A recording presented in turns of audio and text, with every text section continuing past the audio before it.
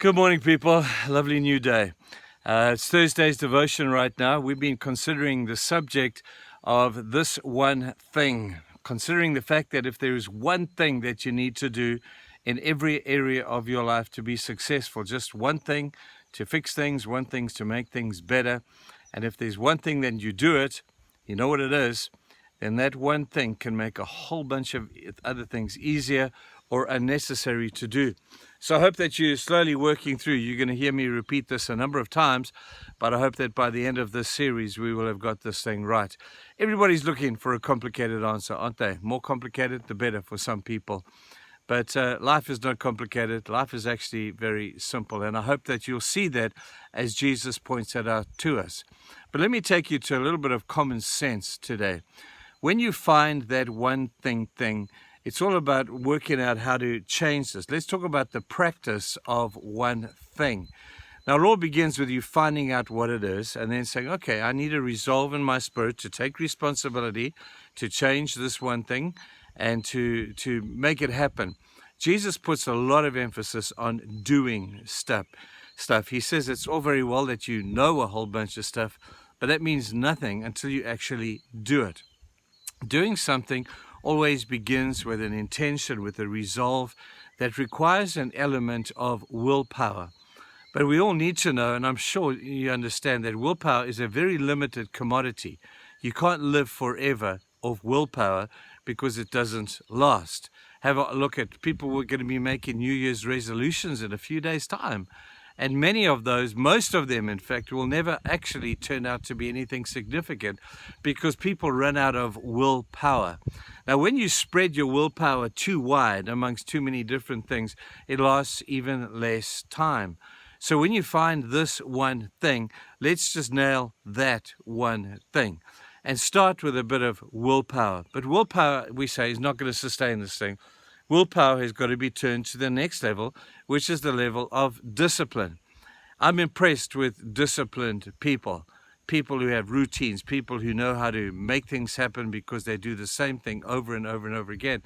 It's kind of like dominoes. If you put one domino, the dominoes will knock the next domino over because that's the nature of momentum. And discipline is the beginning of what momentum looks like. But momentum and discipline are not enough either. Discipline has got to go to the next level, which is simply that of habit. It's got to become a part of who you are. It's got to become something that you do naturally. It's got to become something that is just part of your daily life. And in fact, actually, in a sense, becomes who you are. Now, I have a great example of this in my own home. I watch Helene. Helene is a very disciplined person. Helene has some great habits. One of her greatest habits is her daily devotional habit. She will get up pretty much every morning and she has a prayer chair in the corner of the lounge, and that is her space. And you can walk past that room at any time, that time of day, and you will see Helene in her prayer chair with her Bible and her devotional books, and she'll be doing something that she's been doing ever since she was a child. She's having her daily devotion. Now, that which was once started by willpower, somebody said to her, this is a good idea, Helene. You need to have a devotion. She said, you're right, that's a good idea. And by willpower, she made it happen. It turned into discipline. But now, you're not going to get that out of her life. It has become part of who she is. It has become an incredibly positive habit. Now, as much as habits can be positive, there are also some negative habits that we can develop. The Bible advocates very strongly the habit of joining together in fellowship. Now, with the corona thing, people obviously have been unable to do that. And I'm so scared that they're going to develop another habit that at the end of the day, even though it's convenient now, is not going to end up being where they need to be. People need to be in fellowship. In fact, we read Paul say, forsake not the gathering of yourselves together, as is the habit of some people. And it's a bad habit, thinking that I could just do this from home because it's that much easier. It's great while it lasts, but it won't end up at a very positive place. We read in the Gospels about a young man who had a bad habit as well. And he came to Jesus and he said to Jesus, Jesus, I really want to get to heaven. Can you tell me how I should get there? And Jesus said, this one thing, just one thing. Sell all you have and come and follow me.